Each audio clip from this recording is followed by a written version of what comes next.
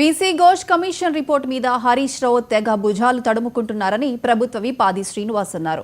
హరీష్ రావు ముందు తీసుకోవాల్సింది judicial commission report అని, సీఎం రేవంత్ రెడ్డి, ఉత్తమ్ కుమార్ రెడ్డి రిపోర్ట్ కాదని హితవు పలికారు. వ్యవస్థల మీద హరీష్ రావుకు బీఆర్ఎస్ కు నమ్మకం లేదని, తెలంగాణ భవన్లో గొంతు చించుకోవాల్సిన అవసరం లేదని చెప్పారు.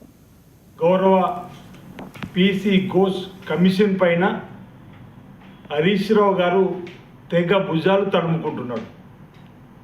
హరీష్ రావు గారు ముందు మీరు తెలుసుకోవాల్సింది అది జ్యుడిషియల్ కమిషన్, అది గౌరవ ముఖ్యమంత్రి రేవంత్ రెడ్డి గారి, గౌరవ మంత్రులు శ్రీ ఉత్తమ్ కుమార్ రెడ్డి గారి రిపోర్టు కాదు.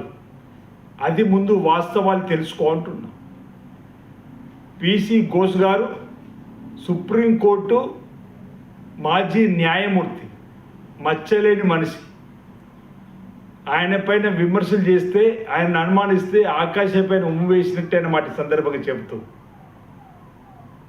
మీకు జ్యుడిషియల్ కమిషన్ అంటే లెక్కలేదు, ఎన్డిఎస్ఏ అంటే గౌరవం లేదు.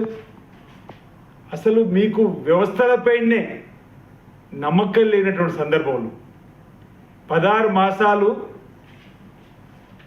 ఈ కమిషన్ పీసీ ఘోష్ గారు మిమ్మల్ని విచారించి, మీ మామగారిని, మాజీ ముఖ్యమంత్రి కేసీఆర్ని విచారించి, అనేక మందిని ఐఏఎస్లను, అనేక మంది ఇంజనీర్లతోని విచారణ జరిపి 665 పేజీల నివేదిక ఇస్తే